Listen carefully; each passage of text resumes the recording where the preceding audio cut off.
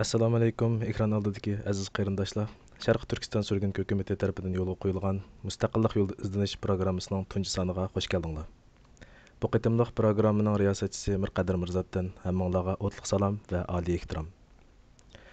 Söhbətni başlashdan burun aldı bilan mush söhbətni bugungi kunlikda qarindoshlarimiz bilan yuz ko'rishtirishga kuch chiqargan barliq qarindoshlarga programma gruppasi nomidan tashakkur etaman va har xil savollarni biz bilan o'rtoqlashgan qarindoshlarga rahmatimizni bildiraman.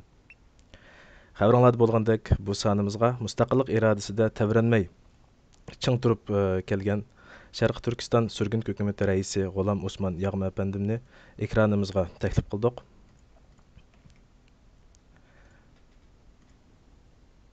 Assalomu alaykum G'ulam Osmon apandim, qanday ahvolingiz? Allah şükürler olsun. Bu qadamda söhbətimizdə həm də muhaciratdagi nurgun qarindoshlarimiz mustaqil davlatlarda yashayotgan bo'lsaqmi, kinda qanimiz to'kilgan shu muqaddas tuproqda mustaqillikni ta'min etib baxmadik. Shu vajdan söhbətimizni mustaqillik degan mushu iboraga izohat berishingiz bilan boshlagan bo'lsak, qanday bo'lar? Boludu. Yaxşı gap. Biz hem de Şarkı Türkistanlık ulaş süpütede hemmine öldüm başlavatkandı ki bunu mu başlanış noktasından başlap düşünsek yaxşı oldu. Müstakillik degen bu sözlük manası da köpçülük bildi bunu. Menimce bunu bilmeydiganlar o kadar mı köp olması gerek. Sözlük manası da hiç qandaq biqindilikti bolmagan, özünün işini özü karar vereleydigan, özünün işini özü icraga koya alaydigan, erkin hür bir haletning süpti bu mustaqillik degen. Ama mustaqillik yani öz növbetide nurgun okşamagan süpetle kazandı bugünkü dünyada. Mustaqil devlet deyilgisimi bu mustaqil devletlerinin bir-biriga okşamaydigan süpetlerini körüp duruvatımız. Yani mazmunları köpeyip ketdi bu mustaqillikning. Mesela dünya urushidan keyin meydonga kelgan, birinchi dünya urushidan keyin meydonga kelgan Arab davlatlari. Bilasizlar, şu zamanning darajadan tashqari kuchi bo'lgan Britaniya imperiyasi tarafidan sunniy barliq keltirildi bu davlatlar. 22 bölümde Arab tuproqlari. Bir millet 22 devlet olup şekillendi. Bu ameliyette Britaniya imperiyasının ştatları, ülkelerine okşaş bakıl müstakillik kazandı. Yani ola asasen özünün işlerinde özü karar öğrenmeydigan. Körünüşteki müstakil devletler oldu. Yanıla Britaniya imperiyasının komanda tayıqı astıdı oldu. Ta ki İkinci Dünya Uruşu'nun galbisinden keyin. Ondan keyin hocayını almıştı. Amerika hocayını oldu ki. Ama şunun okşaş müstakilliğinin var bugünkü dünyada. Jirak şark mı desek Taşkı Mongoliya. Taşkı Mongoliya 24. yılında Sovet İttifakı'nın ihtiyacı olan barlık geldi. Bunda bir ihtiyaç devlet müdafiyası için pek mühim. Yani her qandaq bir devlet özünün bexatarligi için küçlük yoki çoğ bir devlet bilen bevosita qo'shni bo'lishni xohlamaydi. Her zaman aralıkta bir tampın devletinin buluşunu arzu kılıdı. Bu tüpeylden Xitaylarning o zamanlarda bek küçük olmasımı, lekin nüfus itibarı bilen bir çoğ devlet bolganlygy üçin Rusiya faqat Xitaylar bilen neçe 10 ming kilometrlik çigirisining boluşunu halamady ve bu Taşkı Mongoliyani yaratdı. Taşkı Mongoliya şundan beri Sovet İttifakının hamiyligideki devlet. Hamiyligideki devlet degenimizde onun nayet köp işlerini Sovet İttifakı karar kıldı. Hatta devlet müdafiyasını Sovet İttifakı üstüge ağa. Bununla şunu misal kılışımız mümkün. Yaponiya Manjuriyani işgal kıygandan keyin, aslı bunu Manjuriya dep atışımız toğru ataş. Xitaylar bunu Şarkı Şimaldaki 3 ülke dep aladı. Bu Xitayning 3 ülkesi emas, aslisi Manjuriya bu. Başka bir milletning zemini. Yapıllar Manjuriyani işgal kıygandan keyin ve o yerda qurçaq bir Manjuriya dövlet kurgandan keyin 32-nji ýyldan 39-njy ýylgaça Japonlar bilen Taşkı Mongoliya arasında bek köp çigara tokunuşlary ýüz berdi. Bu tokunuşlarny bu siyasi literaturda Japonlar bilen Mongoliýanyň çigara tokunuşy dep atamawadyr hazırkyçymy. Bunu Japonlar bilen Sovet İttifakynyň çigara tokunuşy dep atawadyr. Çünki ýerde Japonlar bilen tirkeşkenler, uruşganlar Sovet askerleri ýetdi. Bu uruşlarning köpünçüsinde Japonlar galip geldi. Her ketimlik uruşta Japonlarning 3 ýaşysy çykyp tatdy Sovet İttifaky. Ahyrda Zhukov, general armiýa Zhukov bu iş bilen wezipelendirilgenden keyin 39-njy ýyly üstün herbi güç bilen Yaponiya Mongoliya zemininden qoglap çykyryldy. Ve şunundan keyin iki tarap özara uruşmaslyk, tajawuz kılışmaslyk kelişimi imzalap bu iş hatym berildi. Şunundan göräleymiz ki Taşkı Mongoliya körüngenidek derecede, yani müstakillik degen sözünün sözlük määnisideki derecede müstakil emas. Sovet İttifakynyň hamiyligideki qaram döwlet ekenligi bu wakalardan anlaşıldı. Sovet İttifakydan keyin bu hojaýylykka Rusiya Federasyasy waryslyk kılıp keleýärdi.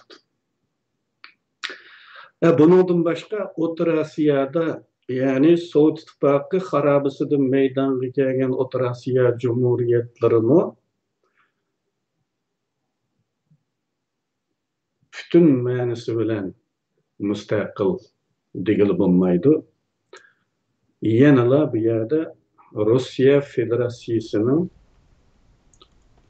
täsiri naýat güçlük. Eger ola bäzi bir işlaga karar vergende bu iş Rusya Federasyasının şu wagtki ýa-ki kelgüsideki menfaatlerine togry kelmej kalsa Rusyanyň aralşyşyny keltirip çykyryp hazırkyça. Eger bu boyunturukdan kutuluşga urunsa, her kandak şu hamiylikdeki devletler ýa-ki şunday %100 müstakil degili bolmaýdygan müstakil devletler boyunturukdan kutuluşga urunsa başlaryga bir falaket ýagydy. Yani bir akygy bolgan ihtiýaç his kıldırıldı. Bunu şu Orta Asya misalydan görüşimiz mümkün. Sovet İttifakı parçalanyp müstakil 15 Cumhuriyet meydanı kelgenden keyin köp etmey mustaqil devletler birleşmesi degan bir ittifaq şekillendirildi Rusiyanın başçılığında. Bu ittifaqqa gädenkeşlik kıldı bu Özbekistan. Özbekistan'ın toluq bir mustaqil bolgusu bardı. Lekin Rusya istihbarat operatsiyalar arkalı Fergana Vadisi'de bir operasiya peyda kılıp Özbekistan'ın küzünü korkutkandan keyin Özbekistan ondan a'zo oldu onunla.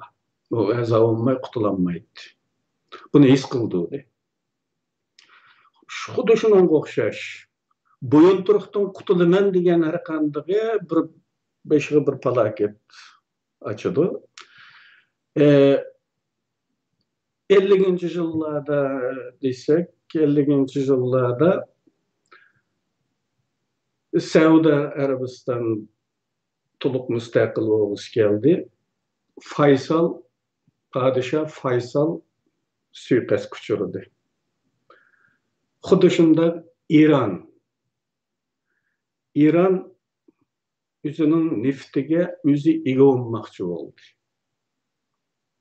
Chunki uning neftini g'arbliklar achatdi, g'arbliklar baho belgilaydi. Bakaga ilavanmaydi, ama bahoni belgilaydi. Bunu to'liq milliylaştırmamız deganlik uchun Mossaddiq bosh vazir Mossaddiq voqeasi yuz berib, ulini bir agalandirdi. Ondan keyin Rizo Shah Pahlavi g'arbga izchil sodiq bo'ldi. Lekin oxirgi kelgan vaqtda 80-yillarning 5'ida bu Hümeyni voqeasini tashqi kuchlar paydo qildi. Hümeyni'ni büyük bir liderga aylandığını g'arbning teşviqatı amaliyotda. Çünkü o İran'dan chiqib ketayotgan vaqtda İran'da onu tanıydiganlar yo'q deyarlik. O chet elda tanıldı. G'arb matbuotlarının her kuni hadisini teşviq qilishadi. Bu voqeami aslida İranga berilgan bir ogohlantirishdi. Nayta afsuski ba'zi chog'da bunda aralashishlar tizgindan chiqib ketadigan, ya'ni kontrollikdan qochilgan ahvollar bor. Bu o'sha İran'da ko'rildi. Hümeyni voqeasida kontrollikni qochirib qo'ydi g'arbliklar. U o'ylagandek natija tug'dirmay tamamen g'arb dushmanligiga bel bog'lagan bir sistem barlık geldi.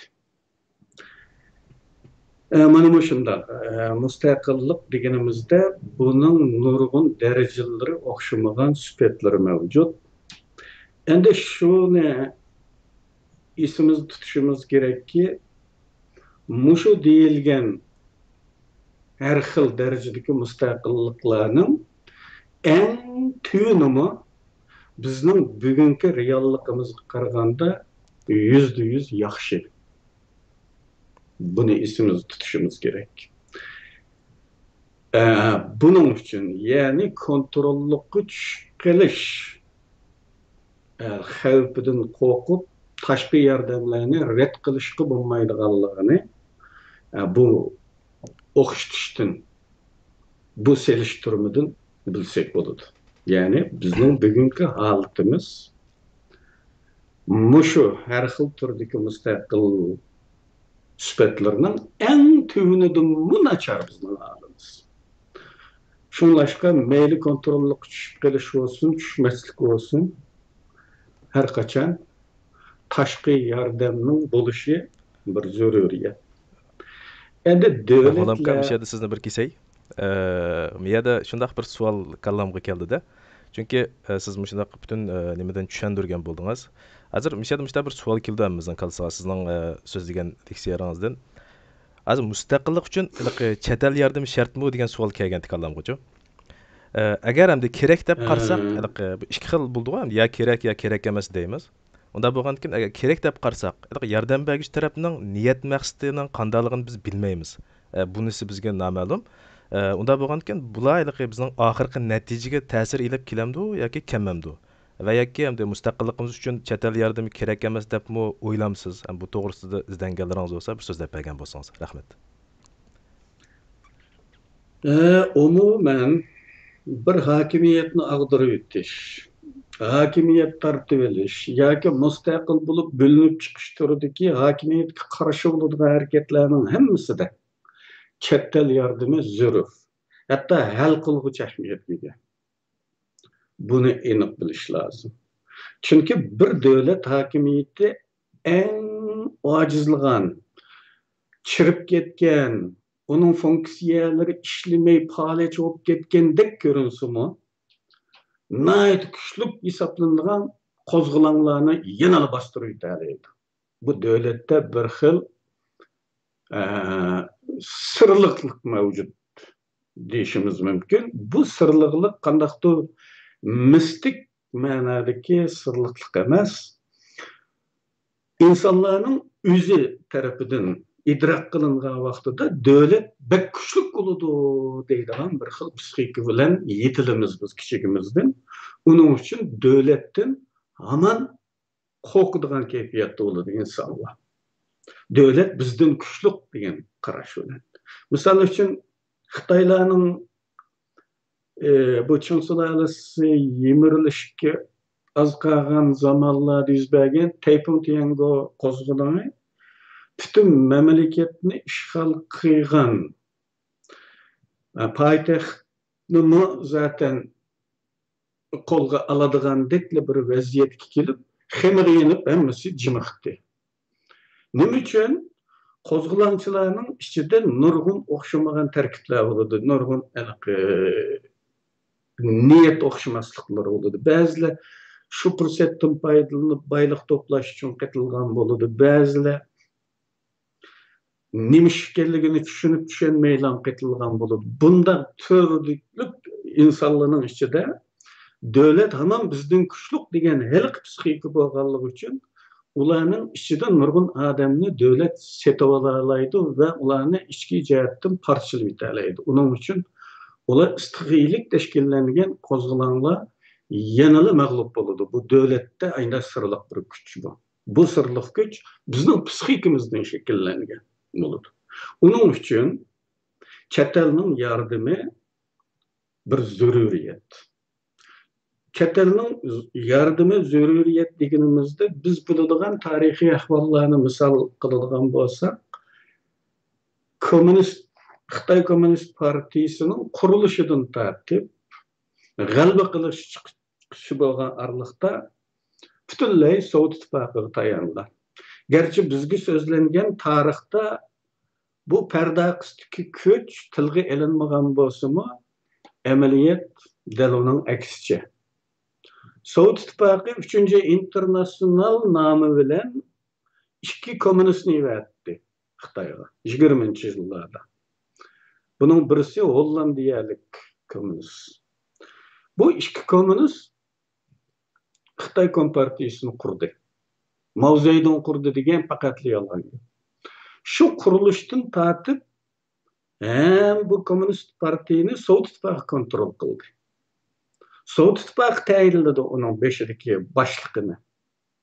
Sovet ittifoqi tarafidan tayinlandi 3-internasional nomi bilan. Sovet ittifoqi nomi ishlatilmaydi ammo taki 47-yilga kelgan vaqtida andin Mao Zedongning rahbarlik o'rnini Sovet ittifoqi majburiy e'tirof qildi. Shu vaqtdami Sovet ittifoqi birinchi qo'l Mao Zedong emas.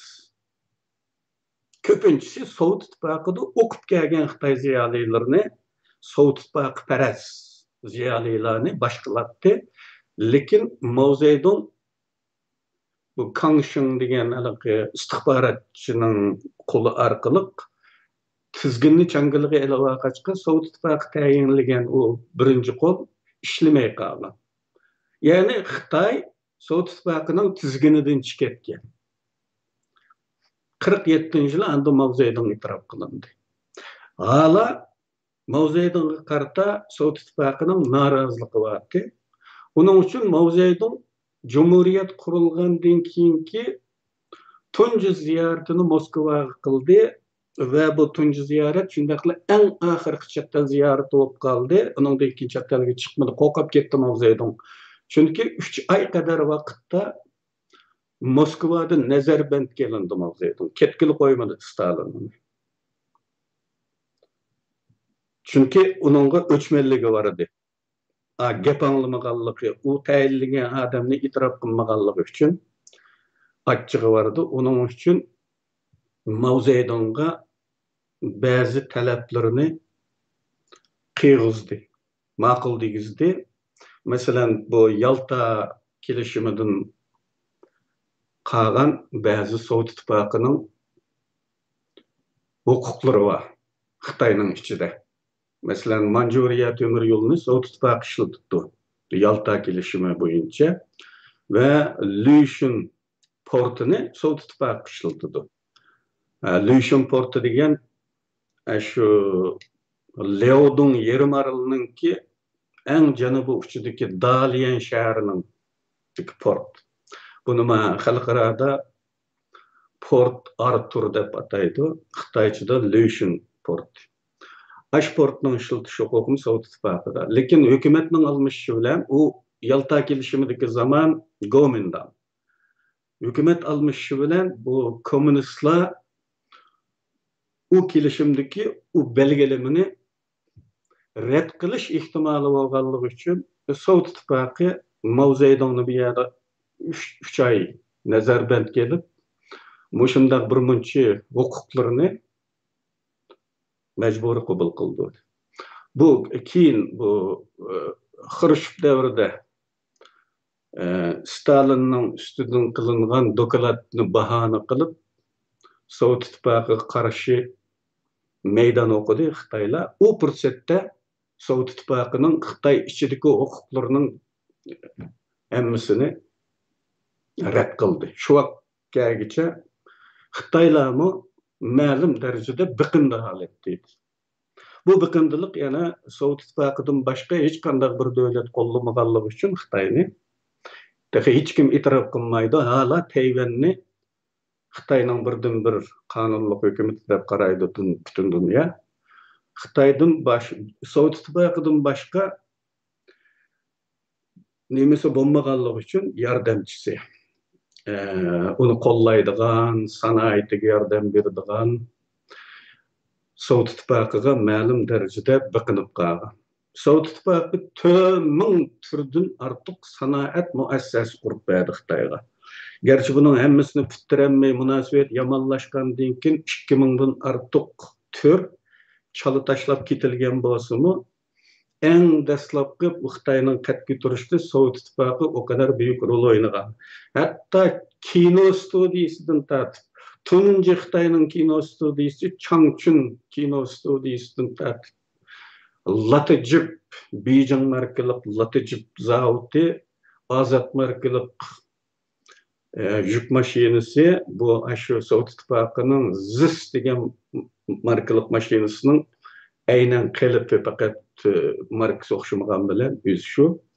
ZIS degen Stalin namıdaki zavod degen üç sözünün Stalin imena zavoda degen üç sözünün kıskartılması ZIS. Şunun kopyası o. Muşunda türlerini kurup berdi. Mesela harbiy sanayi zavodları bu kadar. Bunun için Sovet İttifakı'ga bıkındı haletteydi. Bu Xruşev'ninki Stalin'e karşı dokladı Xitay için bir bahane oldu aslında.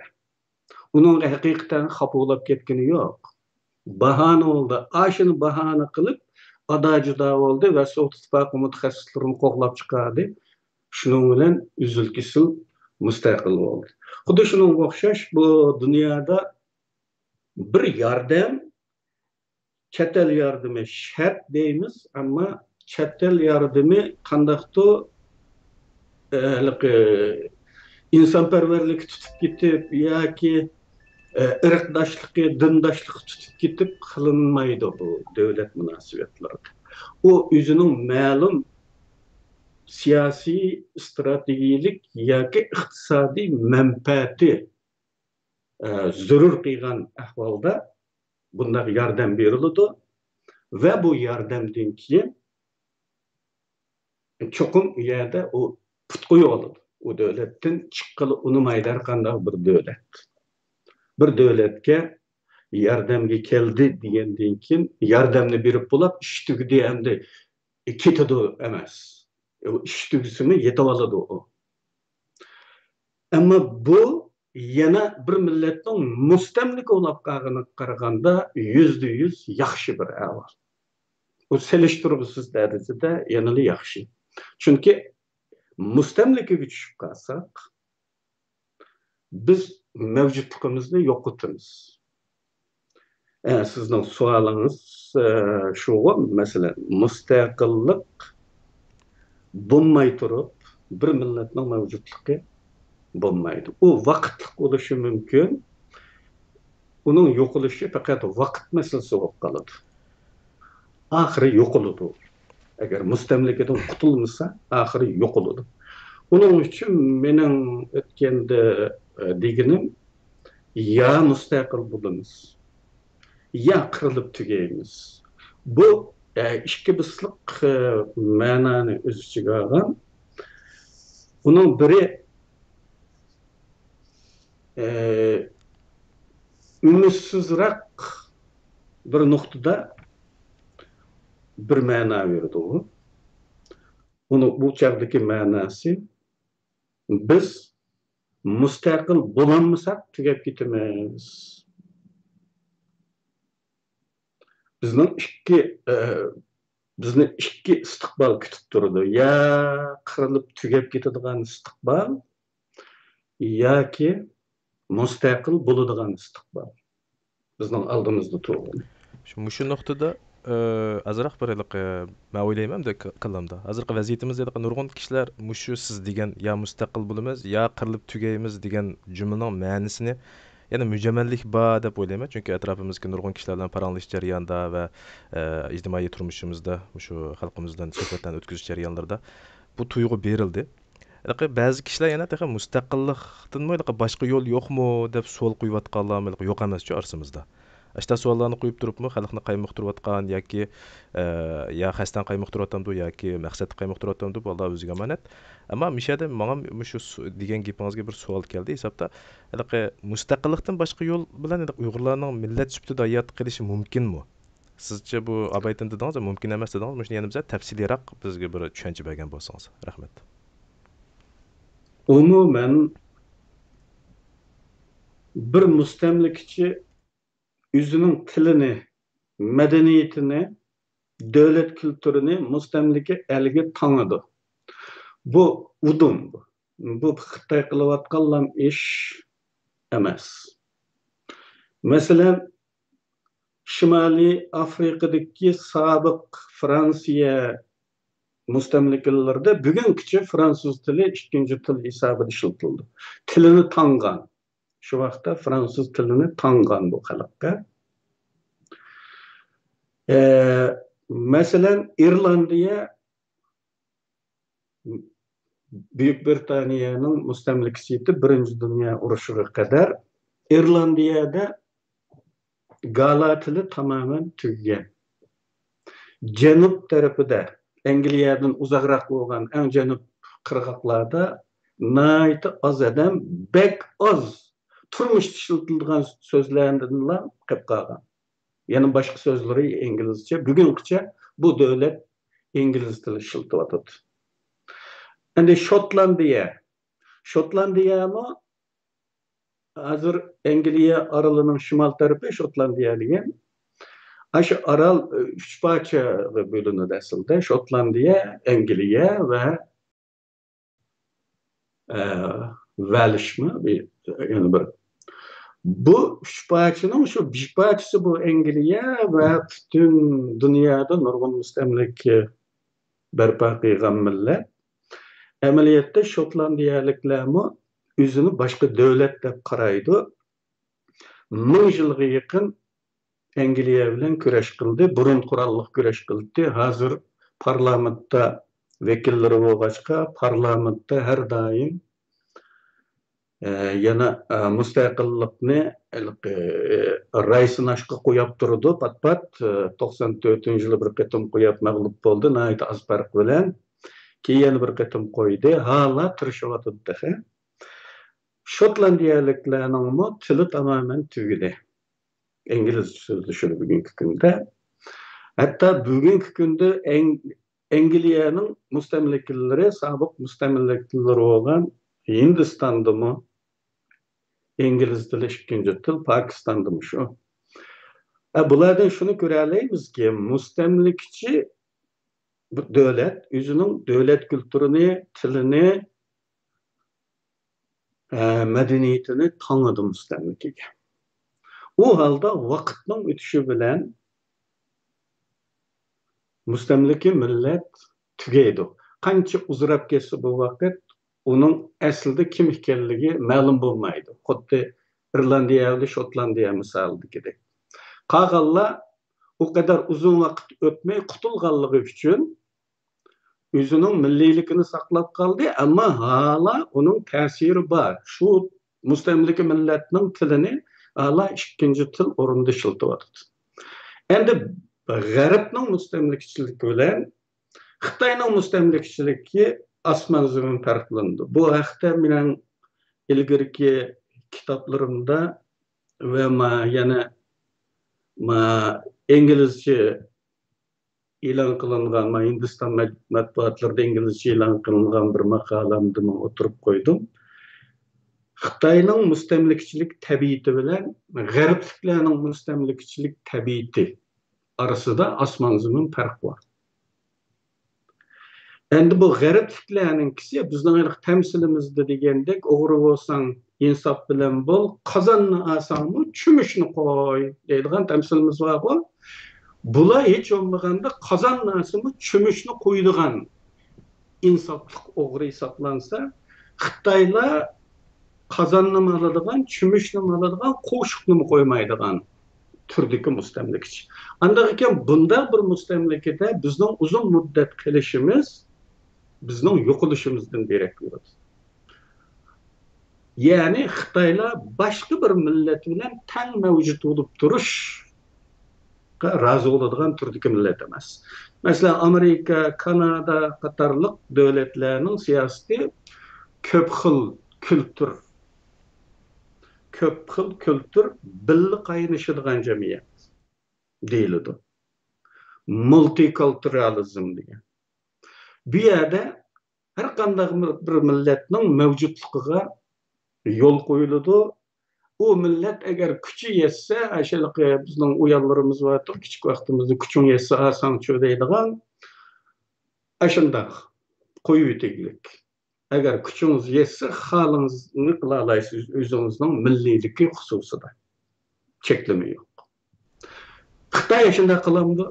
Mümkin emas. Xitay ya kırıp tügeydi, ya ki Xitayga aylandırıyordu. Muşu iki netice bilen ana hatırjam boldy. Bunun yana bir siyasi ve stratejiye noktasından bir zörüriyeti var bu devlet için bunlar ahvalının. Bu gerçi Amerika bilen Kanada umumen köçmenlerinin devleti bolganlyk için bunda bir ahval yüz bermesimi başka devletler için başka bir milletning boluşy bir devletde başka bir milletning boluşy devlet müdafiasının aciz algısy hesaplandy. Eğer o devlet bir taşqi güç bilen uruşkan ahvalda yani devlet acizlaşkan beşiği bir palaket gelgen ahvalda bu başka millet yani şu devletning asaslyk milleti bolmagan millet düşmen gaýylanyşy mümkin. Aqydan hanjar uradigan düşmen gaýylanyşy mümkin. Bu noktadan bir devletde okşamagan etnik gruplarının buluşu devlet müdafiası noktasından bir aciz halka. Yani aç biqin dep koyumuzda aç biqin hesaplandı. Türkçe'de yumuşak karın hesaplandı. Şu başka devlet müdafiyasını müstehkem olsun derseniz bu milletni yok tutuşga doğru geldi. En bulmaganda bu milletni küçürüp, çigara boylarından küçürüp, memleketinin otur kısımlarına aparıp yetişiniz gerek. Yani asası milletinin içinde sındırıp yetişiniz gerek. Bunu Xitaylar kıygan. Mesela İliç Ölçek vakası dep atalmış 62. yıldaki kaç vakası Sünni peyda kılındı. Çünkü bu devlet müdafiyasındaki bir açbıkın. Çigara boylarda bütünley Uygurlar var, Kazaklar var. Çigirinin o tarafında mı Uygurlar var, Kazaklar var. O halde bu çigiranı müstehkem bir çigara, işençlik bir çigara da qaragılı olmaydı. Devlet menfaati noktasıdır. Onun için qanday qilish gerek? Bu çigara boyunu tozalash gerek. Andan bu çigara boyuga asosiy millatni yerlashtirish gerek.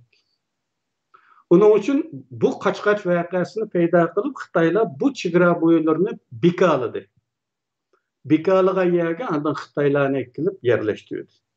Çünkü çigara degenini armiya qoğdaydı deyimiz bu elki yosun boyunca siyasi literatürdeki bir qarash.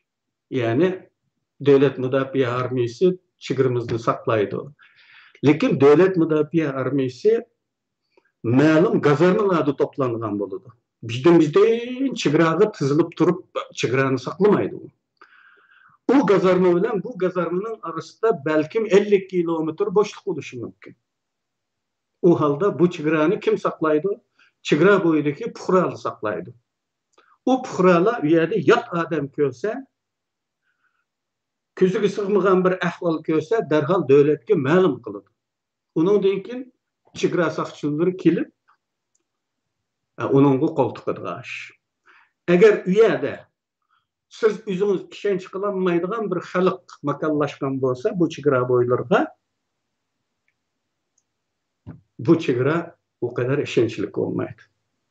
Bu noktada şunu görebiliriz ki bir devletinin devlet müdafiyası da asası milletinin sırtıdaki her kandak etnik grup bu devletinin aciz halkısı.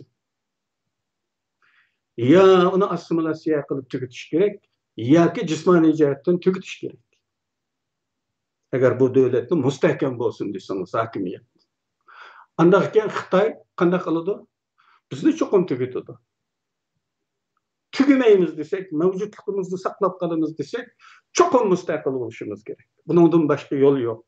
Bunda avtonomiyeler, yeni biçimler, yeni bir nimeler başka millette belki bulup kalışı mümkün ayşımınki endi Xitay'dek bir millet bilen billi yaşap, billi mevcut oluşunun imkanı yok. Ya o yaşaydı ya biz yaşayımız. Şu ikinin biri. Başka tallaşı yok.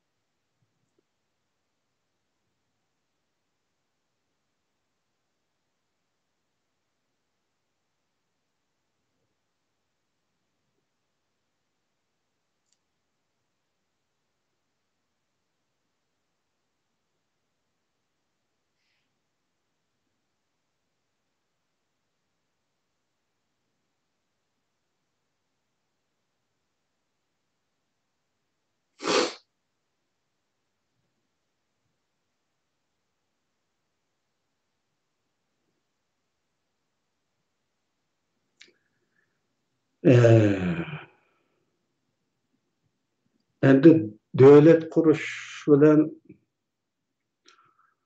bu devletteki müstakillikning küçendisi bolgan tajavuzchini qo'g'lab chiqarish bu bir-biriga chetilib qolgan bir ish, bir-biriga chambarchas bog'langan bir ish. Buni ayirib tushungili bo'lmaydi bu. Endi oldi bilan shu narsani esimizda tutishimiz lozim. Biz uchun mustaqillik deganimizda bizning mustaqilligimiz davlatimizni asliga keltirish ma'nosiga ega. Chunki biz tarixdan o'ri yashagan, davlat qurgan bir xalq bo'lganligimiz uchun bizning mustaqilligimiz hargiz bu yenidan bo'linib chiqish emas. Buni ta'kidlamak lozim. Bu ikki ufqu masmanzimi farqiga. Yenidan bo'linib chiqib mustaqil bo'lish, mustaqillikni asliga keltirish ikkisi ikki ufqu. Xitoylarning bizga chaplayotgan bölgünçülük degeni yenidan bo'linib chiqish qartilgan bo'lib, go'yo uning atalmış azaldan ayrılmas bir parçası, sepsetisi umumjihatdan qabul ko'rilgandek. Endilikda birlari ana shu ayrılmas bir parçani ana tandan qo'mirib olmoqchi bo'layotgandek havo astirishga tirishmoqda.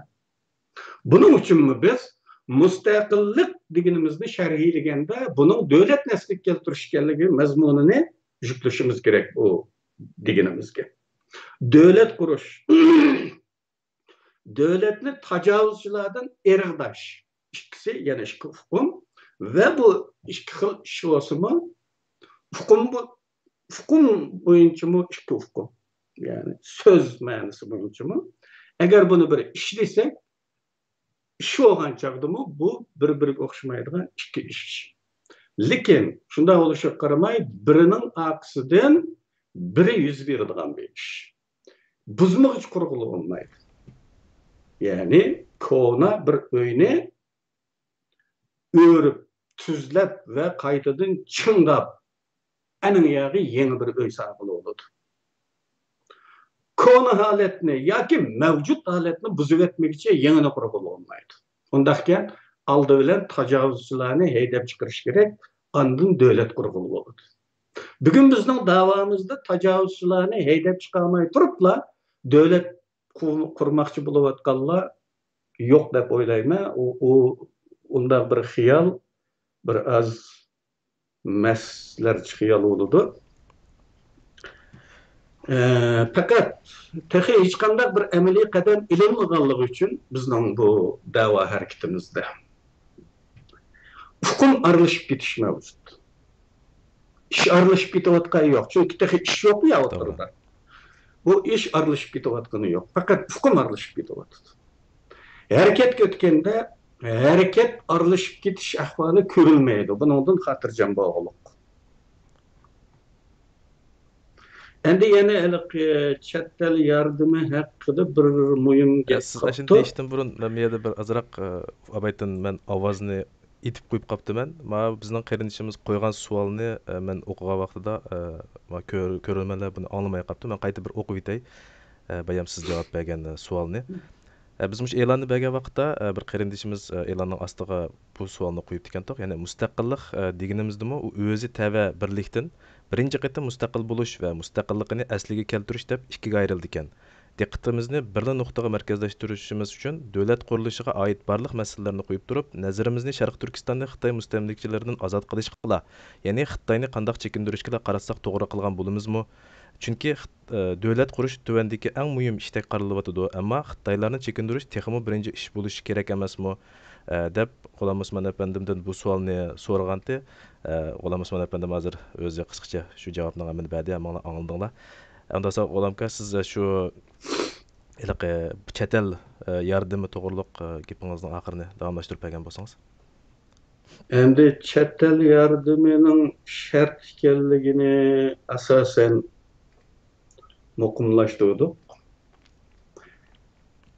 Chet el yordamining shartsiz bo'lmaydiganligini hamma ilarning aqli qabul qiladi. Ya'ni u insonparvarlikdan, balki insofligidan, ko'nglining yumshoqligidan bo'lmaydi. Bu davlatlar bunlar yordamlar o'zining ma'lum manfaatining taqozzosidan bo'ladiganligi uchun kontrolli kuch qilish her zaman mevcut. Bu kontrolli kuch qilish bo'lmasligi uchun nima qilish kerak? Bunun için bizde alternatif buluş gerek. Yani başka bir devlet, bir devletten küçük oturup kalmay, başka bir devlet zapaslı buluş gerek. En az başka bir devlet, bulması bir neçe devlet. Muşunda olgan vaqtida xalıgan bir yerde, yani biz kontrollukka duş kelgen vaqtimizda. Deslapta işlarni ayt yaxshi aqidi, gap yo'q. Faqat g'albi yaqinlashgan vaqtida bu kontrolluk his qilindi. U yoqqa biz bu yoqqa tortadigan vaziyat kelib chiqadi. Mushu vaqtida uni rad qilib, yana bir tanlashimizni bu yordamning asosiy manbasi qilishga bo'ladi. O zamanda bu iki yardım bergichini raqobatlashtirish orqali arliqdan biz to'g'acha bo'g'ilay olamiz. Bundan to'polondan foydalanib. Sen de desen unda demeydiğine var deydiğin bir tanlışımızın buluşu bir zürüriyet. Endi ikincisi bu yerde siyasi yıllarının mahirliği. Yana bir mühim nokta. Eğer siyasiyun mahir olsa, şu zamandaki bizden beşimizde boğan siyasiyun, yaki siyasiyunlar, bu bir top, rehberlik grupsi, siyasetki mahir olsa, bu kontrolluktan mümkün kadar en az bedel bilen kutulalaydı. Belki %100 kutulanmaslığı mümkün, lekin bek çoğun menfaatlarımızı utturup etmezden kutulalaydı. Şuna iki şart. Biri alternatif yeni bir devletin buluşu, yeni biri siyasetini oynaşka mahir oluşumuz lazım. Şunun bilen biz ziyanını en tümen çekte kontrol kılalayız.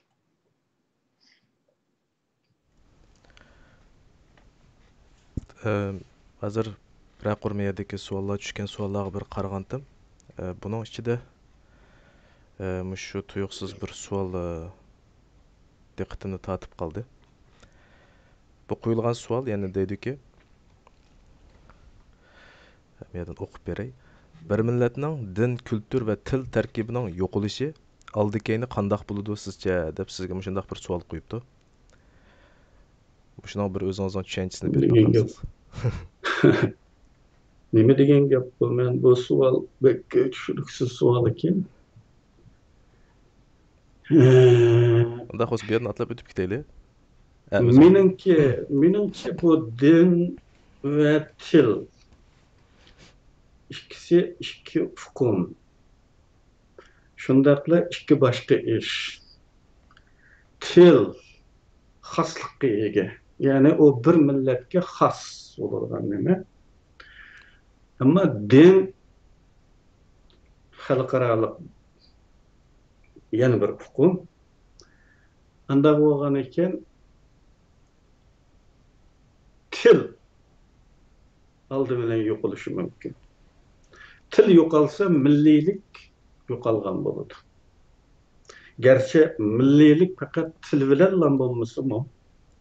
Men bu haqda burungi videoda degan bir millatning millat degan bu sifatni saqlash uchun kerak bo'ladigan narsaning bakchiq ekanligini bu til bilan bo'lmaydi. Til yo'qolishi mumkin, ama din saqlanib qolishi mumkin. Çünkü din milliy bo'lmaganligi uchun o millat assimilasiya bo'lib ketgandan keyinmi yanada mavjud bo'lib tura oladi. Masalan, musulmonlikni desak, hamma millatdan bor musulmonlik. İngiliz musulmonligi bor, Yapon musulmonligi bor, Xitoy musulmonligi bor hatto. Andan keyin o din o milletning çoxum Uyg'ur bo'lishini yoki Arab bo'lishini shart qilmaydi. Yani şunlaşqa onun yo'qolishi texmi başqa bir omillarga bog'liq. yoki u tamamen yo'qotish mumkin bo'lmaydigan bir narsa. Lekin til ijtimoiy turmushimizda her daim işletildiğin, her daim şununla tayinip hayatımızını elip manadigan narsa bo'lganligi uchun agar biz yashayotgan cho'ng muhitda o tilning roli yo'q bo'lsa, biz uni saqlab qololmaymiz. Ya'ni biz dadixaga berib arz aytsak, o'zimizning tilida aytilgan bu arzni anglaydigan odam bo'lmasa, tabiiyki o belgilengen tilni ügünüşke ve arzimizni o tilde bayan qilishga mecbur oluruz. İşleydigan yerimizde bizning tilimiz akmaydigan bo'lsa, aş akadigan tilni işletishga mecbur oluruz. Çünkü hayatning taqozosi non tepishimiz için pul tepishimiz gerek, pul tepish için işleshimiz gerek. Şirketlerde yoki devlet aparatlarida. Anda olğandan keyin bu tilga münasibetlik. U yerda bizning tilimiz akmagandan keyin yashash taqozosi bizni har qancha millatchi bo'lsakmi, har qancha millatimizni suyab zodi kalpuklarini konsertib yutadigan darajada bo'lsakmi, yanala o tilni o'rganishga majbur bo'lamiz. O halda bağın siri bizning bu tilimizning ishiltish doirasi taraydi. Barbara fakat aile bilen çeklenir. Aile bilen çeklengendiğin kim bu tilni öldü deyişke bulur. Çünkü ailede sizle bir sınak kılıp, erkandıganlı bir sınak kılıp, ailede zaten kaç söz işiltildi turmuşta. Sanat bekanla, tizimla, mening için mingga yetmeydi. Mingdan töven bir söz bilen ailedeki münasebet hal oldu. Anda olganda ming söz bilen bir millet oğunu olamdı bulmaydı. En kembag'al til seviyesideki milletlerinin mi 40 ming kadar söz oldu. 40 ming. Endi İngiliz dilinin bazı çoğun sözlükleri milyon sözlükleri var. Men Türkçe sözlük var. Men de qarasam 75 ming söz var. Demek bir millet oluş için o kadar köp söz biliş gerek. Onun için o nait köp sahada işletkendiler o til yaşaydı. Eğer o fakat ailege kapsılıp kalsa tügeydi diyen. Onun için tilning tügüşü bu reallıkta çoğun muhitda naita asan vücutga çıkıdı. Ama dilning yo'qolishi o natayı. Çünkü o bizning muhitimizde yo'qolganga yo'qolmaydi o. Başka erkin muhitlar bo'lishi mumkin, u yerda davomli yashaydi. Agar biz diniy tarbiyadan ayrilib qolgan taqdirda o din boshqa yerda yashayotgan bo'lganligi uchun biz ma'lum bir tarixiy davrda azroq erkinlikka erishgan hamatla bizningki fitratimizda bor, biz musulmonlik deydigan narsa, qolgan hamma narsani unutib qoldik, tafsilotni unutdik. Hech qanday qoida, qonun, prinsiplarini bilmaymiz. Allohning bizdan nima talab qiladiganligini bilmaymiz, vazifamizning nima ekanligini bilmaymiz, hammani unutdik. Faqatla bizning kallamizda asli biz musulmon millati deydigan bir hukm kelib qolgan bo'lsa, biz erishgan tunji erkinlik havosidan foydalanib, din tehici yaşayotgan muhitga berib, ügünüp kelaylik. Qaytadan bu canlanadi, qaytadan yükseladi. Bu bizning hayotimizda necha qatim takrorlangan bir ish. Masalan, madaniyat inqilobida mening kichik vaqtimda beshimdan o'tgan o'z ko'zim bilan ko'rgan ahvol bir o'limning namozini tushirdiganga odam topilmagan. Namaz tushugidek bir chalaqar topilmagan. Aşı muhitga tushib qolgan bu e'tiqod 80-yillarga kelib birdilla jonlanib ketdi. Aşkarı yoşurun nurgun dini mektepler açılıp gitti. Öylerde Kur'an kursulları olup gitti. Kaytadın canlandı. Ve keyin kaytadın çeklendi. Besim uçurgan vaxtıda yoşurun adetki öttü.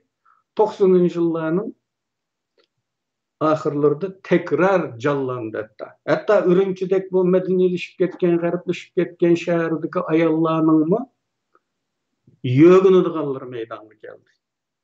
Bu derecede.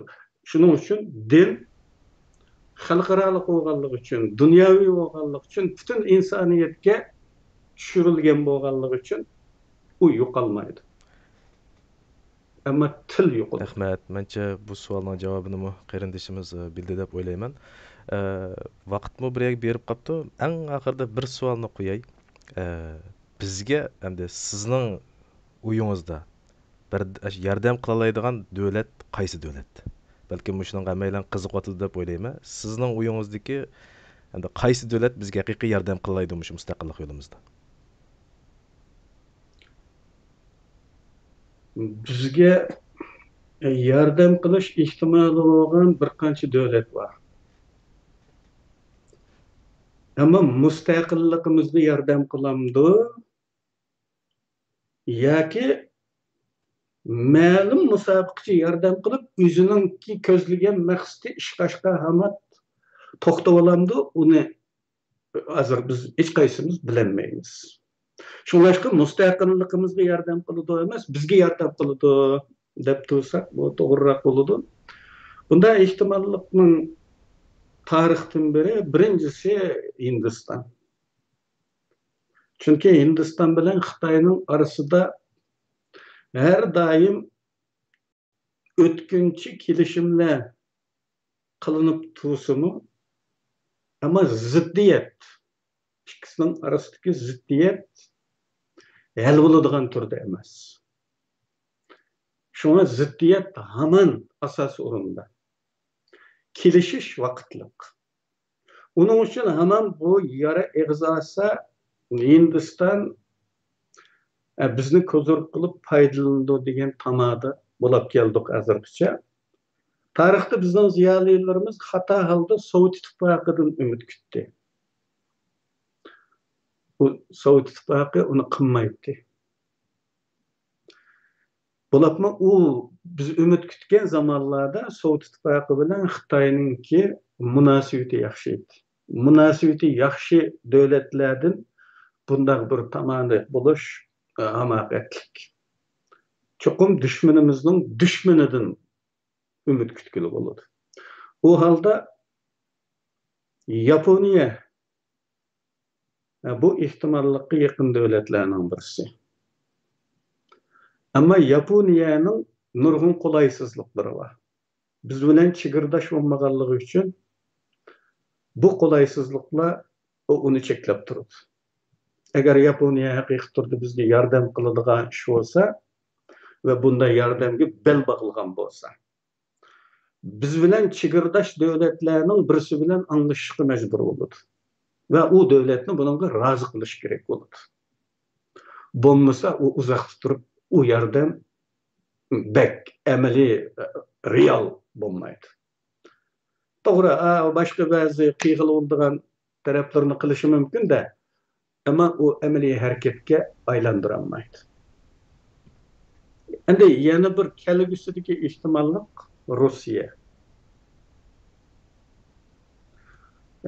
Men buni pek ko'p ta'kidladim, Rossiya masalasini.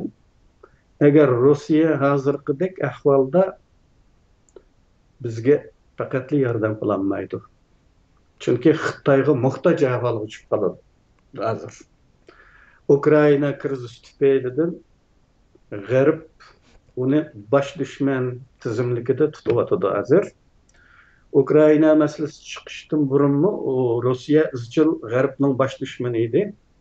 U bosh dushman bo'lgan muddatda hem G'arbni hem Sharqni o'ziga dushman qilolmaydi. Bunga ojiz kelib qoladi. Shunga G'arbning dushman tizimligidan chiqqan hamma Rossiya cho'qim Xitoy bilan dushmanlashadi. Bunga majbur. O'rta Osiyoda manfaatlari to'qinishmoqda. Uzak Şərqdəki bula Amur Deryası deydi, Xitayla Xeylongjiang deydi ve Ussuri Deryası. Bu iki derya çigiri qıyğan bu rayonlarda Xitay köçmellerinin nüfusu şiddet bilen köpeyip ketdi. Ruslar assallık koyardı. Assallık milleti altı küçük kaldı. Bunun davamı Rusya için korkunçluk akıbetlerini keltirip çıkardı. Ya bu zımından vazgeçiş gerek olurdu, ya Xitay bilen uruş gerek olurdu. Ama uruşaydıysa bunda bir fırsat bulmayadı Rusya için. Garip onu baş düşman dep turup kaçka, o garip bilen tirkişki mecbur. Bunun için Xitay'ını ittifakdaş kılışkı mecbur. Ama benim karşımda aman bir günü Rusya Xitay bilen uruşkı mecbur oldu. Bu çakıya vakti da Rusya yardım verişi mümkün. Ben bu karşımda oturup koygandım, bana düşken inkaslarda şunun bu inkas kıbiyada cevap veriyordu. Rusya'ya işengin olamdı, bizni tarihte manda satkan. Onun işengin oldu demekçi emas men. Onun işengin oldu. Hiç kaysı işengin olmaydı. Taşkı yardımının hiç kaysı işengin olmaydı. Fakat vakitlik paydalanımız ve onundan paydalanışını bilsek, ustluk işilteyalisek, bizden işimiz hal oldu. Onun mu ma'lum menfaat erişir. İşengin olmaydıganlığı ras. Ama Rusya'da çoğun yüreklilik bilen oynayamaydı hiç kaysı bu kuzurun. Çünkü tarihte Rusya bir kıtım nait çoğun oynagan. Cumhuriyetinin kuruluşu gıçça hep bağın bu işini. Bu bizge şunu uqturdu ki Rusya'nın bunda bir tecrübesi var. O oynap kalsa çoğun oynayalaydı o. Eğer bizning endi boyun turuqdan chiqish masalasi var, endi yordamdan keyin boyun turuq chiqib qoladigan bo'lgandan keyin bu chiqish masalasini biz tariximizga tatbiqlasak, ikkinchi jumhuriyat asosan Rossiyaning Sovet ittifoqining shu birinchi kunidan oxirigacha qo'zg'atishdan tortib shu jimisiga aralashgan bu ishda jumhuriyatning qurilishigacha olib borgan. Bu yardımdan keyin Sovet ittifoqining boyun turuqidan chiqishga imkon bormidi, yo'qmidi deydigan ko'p savollarni angladim qarindoshlardan. Agar shu chaqda anda qilgan bo'lsa, agar shu chaqda manda qilgan bo'lsa. Endi hozir biz uchun bu oson. Bu o'tmishda qolgan bir ishga baho berish, anda qilsa olmamdi, mana manda qilsa olmamdi deyish oson.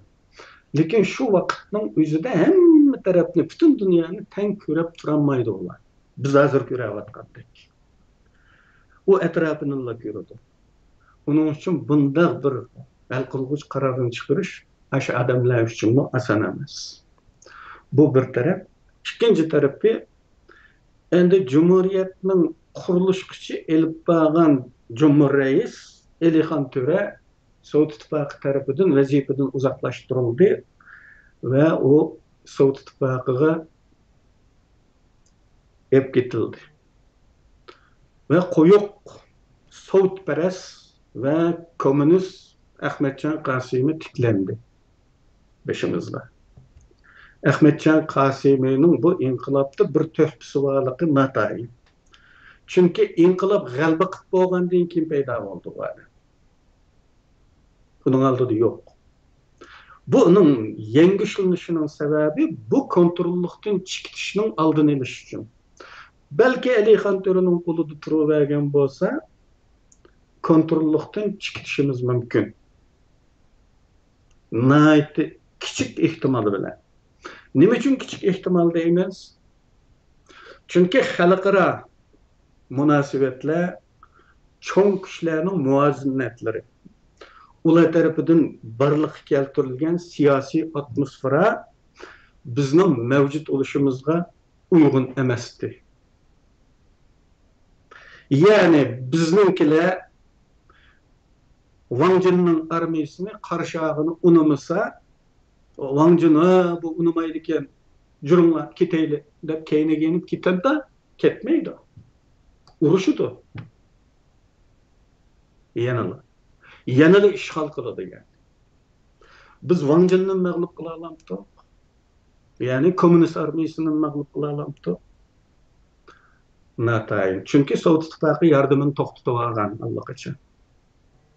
Bizge yana bir devlet iyi çıkmagan takdirde biz bu urushni bir hafta ichida uqtirib yetishimiz mumkin edi. Ammo bunun bir yaxshi tarafi bor edi. Intayin abslik bo'g'ini urushmaganligimiz. Aşağıda G'arb matbuotlarida chiqqan resimli xabarlarda bizning ozodlik armiyani yo'lning bo'yiga chiqib ikki tarafda tizilib qarshilayotgan resimlarimiz besilgan. Ne kadar numus, ne kadar şerefsizlik bu. Bizning nazardan tushishimizga, xalqaro jamoat oldin nazardan tushishimizga sabab bo'ldi. Agar biz urushib, Wang Jun bilan urushib, yengilgan bo'lsak, endi u qurolliq mudohala qilib bizni majburiy besib olgan bo'ladi. Bu xalqaroning nazaridami besib olingan davlat deganni e'tirof qilishga texmi yaqin bo'lgan bo'ladi. Lekin hozir Xitoylar qo'shib olgan deydi bular. Qo'shib olgan deyishning sababi urushmaganligi emas. Komünist armiyasi bilan. Bununki jinoyatchisi kim? Albatta Sovet İttifakı deyishimiz mumkin, lekin o'zimizningini Sovet İttifakiga moslashib, uning siziqidan chiqmaganligi uchun. Dal bizning yuqorida deyilgan chet el yordami tüpeylidən kontrolluk çıqqanmaslıq üçün bir alternatif devlet buluşu, yeni biri siyasi yollarının ustu buluşu dedik. Endi ustu bulaştırma bekrak niyette üzül kesil müstakil buluş niyeti oluş gerek. Eğer aşında bolgan bolsa bizning bu Ahmetcan Qasimi guruhi. O vaqtda bu üç türlü guruhga bölüngen bu ikkinchi Cumhuriyetning rahbarlari. Sovetparastlar, Xitoyparastlar va mustaqilchilar. Buning ichida Sovetparastlar eng kuchli guruh bo'lganligi uchun ularning degani bo'yicha bo'ldi. Undaq siz Amerikaga qanday qaraysiz?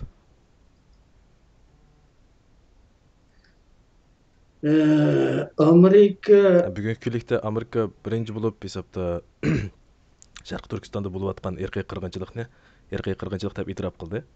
Ham shuning agishib nurg'un davlatlar bu temada tang ketib bordi. Hesabda hozir 8 davlatniki ya parlamentlari yoki davlat majlisi deganda ko'rildi, buni e'tirof qilib keldi.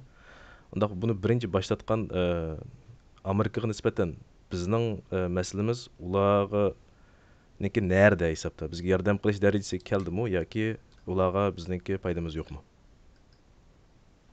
Aslida irqiy qirg'inchilik Ikkinchi dunyo urushidan keyin takrorlanmasin. İnsaniyet tarixida bu qirg'inchilik takrorlanmasin degan bir prinsip qabul qilindi bu Birlashgan Millatlar Tashkilotining qurilishi bilan. Ve buni nayti qattiq qiladigan, bek yomon ko'radigan bir kayfiyat yaratildi. Dünya urushi mazmunidagi qirg'inchilik mazmunidagi nurg'un kino filmlarning maqsadi u insonlarning kallasiga, qon-qoniga bu urush keltirib chiqargan bu insoniy jinoyatlarning unutilmasligi uchun, takrorlanmasligi uchun bir mesaj yo'llash. Aslida bir davlat irqiy qirg'inchilik deb e'tirof qilgandan keyinla mushu Birleşken Devletler Teşkilatı'nın kuruluş ideolojisi boyunca hareket götürüş lazım. Onu irqiy qirg'inchilik deb e'tirof qilgan ekansan, hareket qo'llanishing kerak. Lekin Birleşken Milletler Teşkilatı'mı bağlansırı fonksiyasını yo'qotib qo'ydi. Bunun qurulgan vaqtidagi qurilish ideologiyasi, ya'ni qurilish g'oyasi bugunkidek emas. U urush olishga yo'l qo'ymaslik kerak dunyoning hech qanday bir yerida. Hala urushlar davom qilib kelyotadi, qirg'inlar davom qilib kelyotadi. Bunga yo'l qo'ymaslik kerak. Bir davlat uni e'tirof qilgan ekan, harakat qilish kerak. O'zi e'tirof qilgan shu jinoyatning bo'lmasligi uchun harakat qilish kerak. Lekin bu harakat hozirgacha qilinmadi. Hech qaysi davlat tarafidan qilinmadi. Demak, bu Birleşken Milletler Teşkilatı'nın qurilish g'oyasi yutdi. Burmilinib ketdi yoki g'uvalishib ketdi. O sebepten Amerika bunu e'tirof qildi,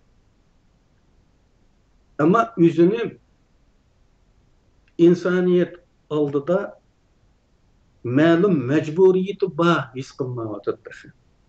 Agar shunday bir majburiyatni his qilsa, o'zi e'tirof qilgan masala ustidagi majburiyatini his qilsa, u harakat qilish kerak bo'ladi. Bu harakatni qilmasligi haqiqatan bizni bek ümitsizlendirdi. Bu faqatla og'zaki bir deb qo'yash bilan tutamdigandi deydigan ümitsizlik qistavatidi. Bunun bir foydasi bormi?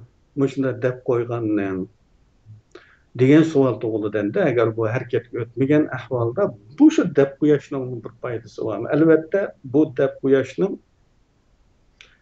foydasi bor. Bunun bir amaliy foydasi bo'lmasa-mu, ma'naviy jihatdan chet ellarda davlatlarning Uyg'ur masalasiga qarata, Uyg'ur ko'chmanlariga qarata muomalalarda, siyosatlarda belgili rol o'ynashi mumkin. Bu bir foydasi. Ikkinchisi, tarix oldida Xitoylarning bu qora yuz jinoyatining bir paketi bo'ladi bu. O yana bir foydasi. Ko'pincha bu shu ma'naviy jihat foydasi bor.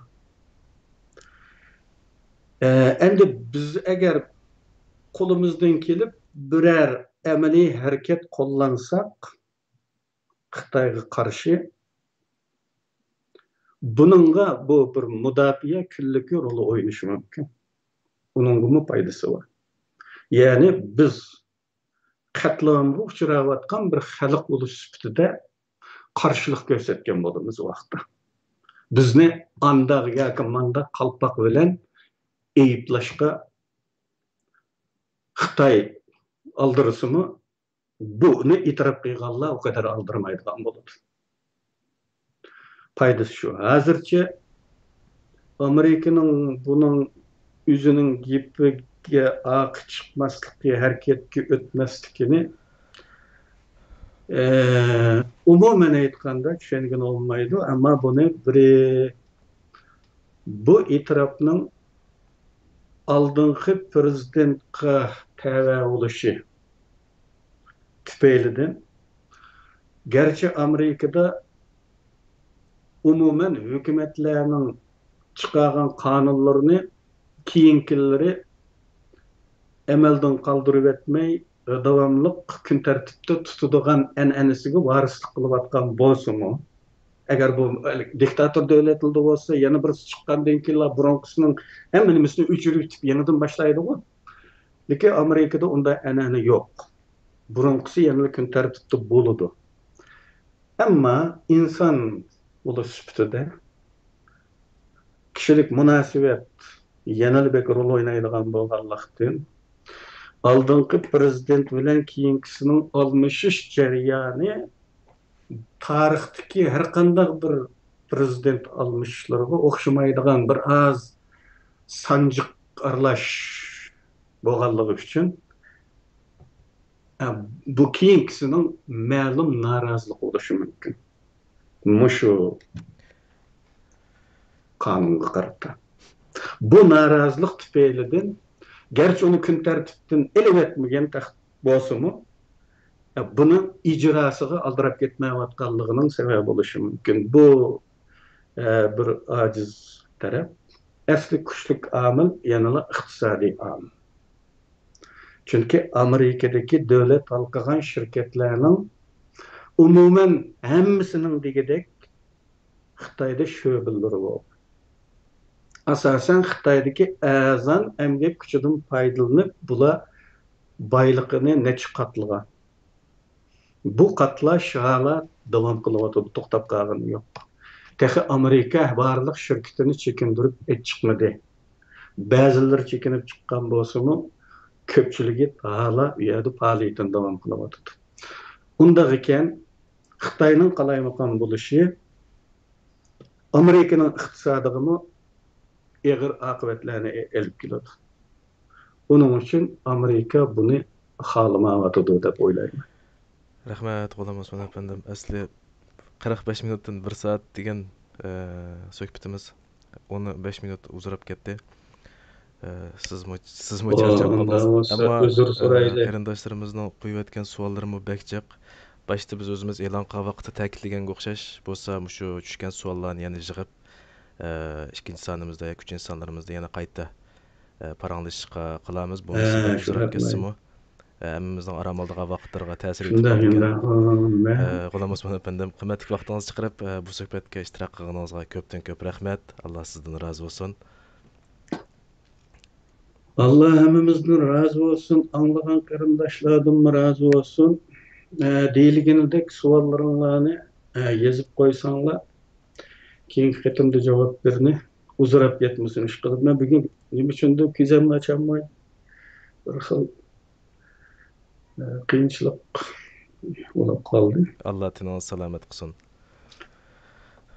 Bapda Allah'a emanetimiz hoş. Ekran aldyk aziz qarindaşlar, wagt münasibet bilen programmyz